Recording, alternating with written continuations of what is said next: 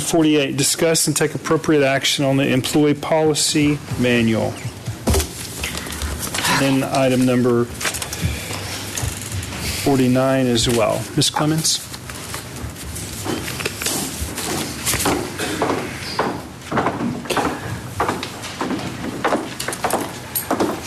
I think Ms. Clemens, I think I get the impression, we assigned you guys last week to work on the social media component, and I know that you met with your team and you added Rabbi Day to that, and thank you, Jonathan, for being willing to serve and help. I realize, though, in saying come back next week, that you guys probably have some stuff to come back to us with this week, but obviously we need to still run it by our legal and probably do some more fleshing out. So maybe the 1 week timeline that I gave was a little fast, but maybe a brief update on that, where you think that we're at with that, and then more the total employee policy manual. Yes, sir. Rebecca Clemens, Senior Director of Human Resources. I'll address item number 48. Connie Odom put on item number 49. And so let me interrupt you. I don't want to address item 49 because it's the second step, so to speak, of what's important, and we got to take care of 48 first. So even if we don't make a decision on 48 today, we're not going to discuss 49 until we set our county policy. And so you're saying we don't have to make a final decision today on this. We're just moving forward with the discussion. Yeah. We won't meet next Tuesday.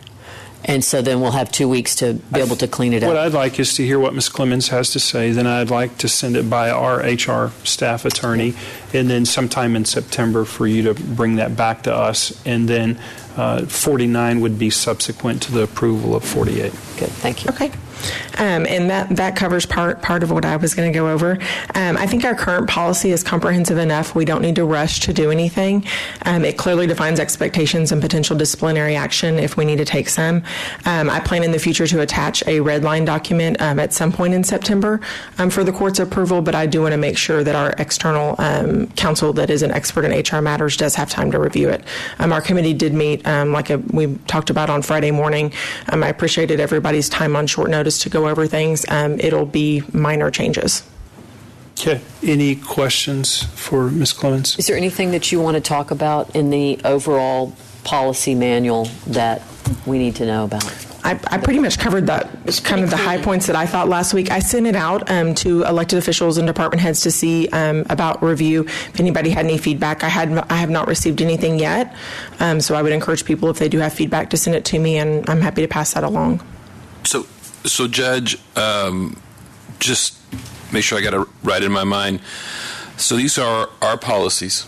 The court obviously oversees certain county departments, and these would apply to those employees. What about elected officials' employees? How would us adopting this policy affect them?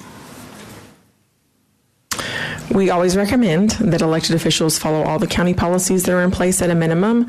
If they would like to adopt a more stringent policy for that office, then of course that's up to them, but this would be the minimum that they would follow. And it states that. Are they required to follow this? Can't require them to do anything. We can strongly recommend. Okay, so if we had an elected official and they make their own social media policy, we would ask them to be in concert with the rest of the county, but they're not obligated to. Well, at a minimum, they would make it stronger. They wouldn't make it... Now, at a minimum, they would keep it this. Well, at a minimum, we have a policy, but then they would not want to, I would think, change it to make it weaker, or not easier to follow. I'm in agreement with that, but I don't know that, in fact, is the case. But they have that. So I think just... Because the question would be, is if we pass a social media policy, and let's just say somebody in the district attorney's office does not follow them. And we're only using you as an example. Because you're sitting right here. Because you're sitting here for the sake of example. Commissioner Bowles. That person does not report to the court or HR. it would be up to the elected official in that office, and that elected official could say, I see the county's policies, and I think that's overreaching, or it doesn't meet my policy, which is even further reaching. But at the end of the day, all we could do is make that elected official aware that their employee is not abiding by the policies adopted by this court. He answers to his voters. And the public would know also Yes. that someone chose to have a policy that was different than the county approved policy. Well, and Ms. Clemens, I want to make sure that I'm clear on this. As county judge, what authority do I have to terminate an employee in the district attorney's office? You don't have the authority. I have Say that louder. You don't have the authority I to have terminate no an authority employee whatsoever. in Mr. Dick's office. No, and sir. in fact, what authority do I have, and we're being hypothetical, and this is what happens when you're the elected sitting in the room, what authority do I have to discipline an employee in his office who would violate, let's say, our social media policy, or even, let's say, something like a building use policy? Right. What authority do I have? You don't have any. The disciplinary action is up to that elected official. That's right. So I have no authority to discipline anyone in his office for their conduct, Correct. and I have no authority to hire or fire anyone in his office. Correct. And that is Our one dilemma. of the challenges and unique things about county government. But what we have always done and asked is that the policies and the policy manual that we come up with is not done in a vacuum. It's done with input from legal counsel, and not just any lawyer, but one who specializes in this field and is recognized as specializing in the field of employee relations and human resources and things like that. So we always encourage, and for the most part, most elected officials follow it. And to your point, some use it as the starting point and might do things that are perhaps specialized for that office. But because of the fact that we go through it and spend a lot of time with legal and making sure, and there's no way you can make it bulletproof. It's going, you can do the very best you can, and then as things change or as lawsuits come about or whatever, life changes and you adjust as you have to. But our department heads and everybody that works for the Commissioners Court follows this. And if they don't, there are consequences. And elected officials are encouraged to do that because you create exposure for lawsuits and legal exposure to the county when you don't. And the reality is, if another elected official chooses, Lisa David was in here earlier, so I'll pick on her this time since, but if the district clerk chooses not to follow this and does something in her office that causes the county to be sued over something, it's the Commissioners Court that has to deal with that every time, no matter what those other elected officials do. And that's, again, the uniqueness of county government. And so where there's a hope that and why it's important that we work together. So, Ms. Clemens, I want to make sure that I understood what you said. You said that if there's an employee that works for an elected official, we have no power and authority to hire or fire that employee. Is that what you said? Yes, sir. But what I just heard you say is we have no power and authority to hire and fire someone in the DA's office, the district clerk's office, the sheriff's office. In fact, I have no power or authority to hire or fire anyone that works in Commissioner Covey's office. That's correct. Correct. But when things go south and we get sued, then it's our responsibility. Yes, sir. So we have no power or authority in that decision-making process other than when things go wrong. Right. We have to clean it up. Am I right? That's what I signed on for? That's right. Yeah. Yay! And Judge, I'd go one step further, that we are the electeds that hold a public hearing every week, That's exactly right. which makes us dramatically different than the other electeds. That's right. I think we've heard from a lot of people over the last few weeks about our policies and doing something about what everybody's been talking about. I want to make sure our policies are as strong as they need to be. But when I look at the current policy in place, so in other words, I'm fine with making it better. If you want to come with some suggestions about, and your group, your committee want to come with some suggestions on how to make it better, I will entertain that for sure.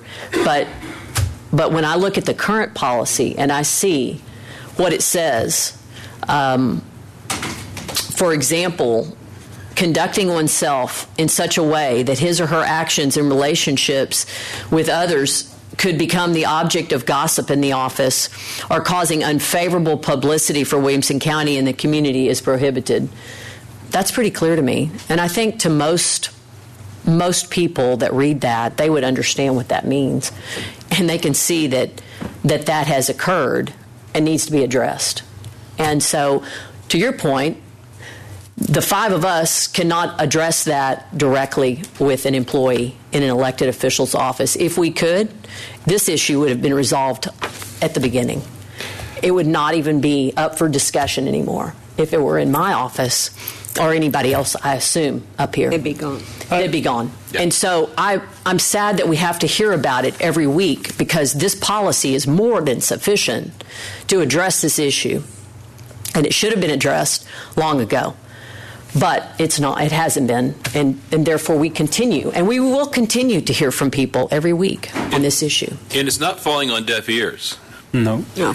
And further, the current social media policy is absolutely clear to any reasonable human being what the boundary conditions are that you, each of us, each of you, should be operating under if you're an employee of Williamson County.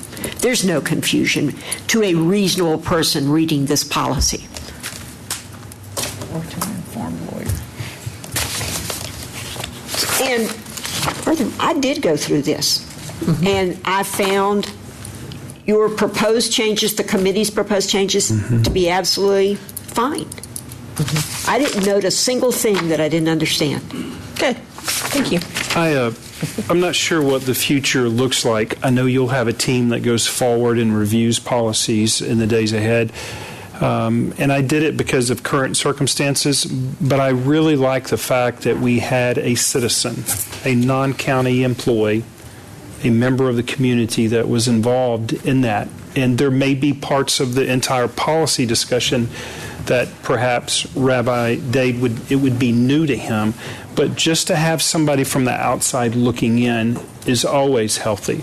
And perhaps going forward with additional policy recommendations in the years ahead, if Rabbi Dade is willing to continue to do that, I would like that. You just got voluntold. Rabbi, thank you for your work, and it sounds like future work. Appreciate it. Thank you. Rabbi, did you want to say anything? Because you served on this committee, you don't have to at all. I know you're here in support of the teamwork that you've done. If he would leave, we can make him chairman of the committee. You did a great job. Rabbi Jonathan Dade, I hear a lot of volunteering up here for myself. We'll have to check my schedule. I actually do feel very comfortable as well with the current policy.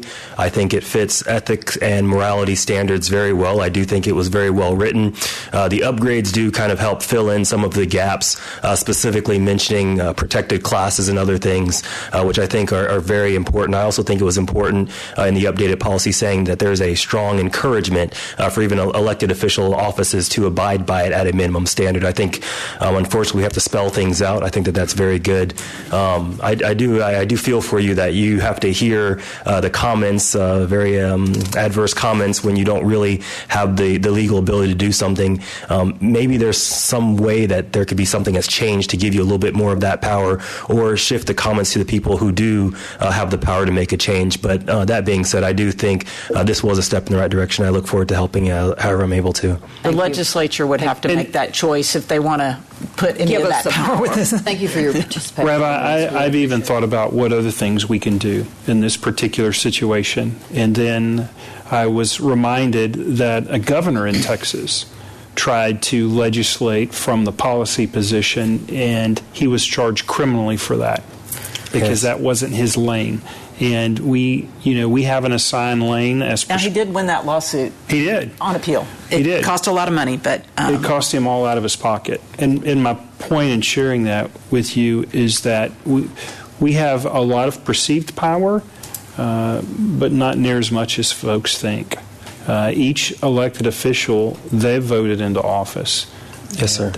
And that is not my lane that I have control of. As with anything, I think education is always the key. Yeah. So I think this meeting here today is educating the public and the community. As we continue to educate the community on what we can and cannot do, I think that helps. And then also, sometimes it's just something as simple as speaking out against something, even if you're not able to affect the change, but you're publicly speaking out against it. I think between the education and the speaking out again, I think that's the right track, at least from what the people in this room can do. I think after that, it goes on to people that maybe are not in this room of what they need to go do. And thank you for volunteering to be a part of that over the next year, too. We'll look into that. Thank you. take it under advisement, right? All right. I think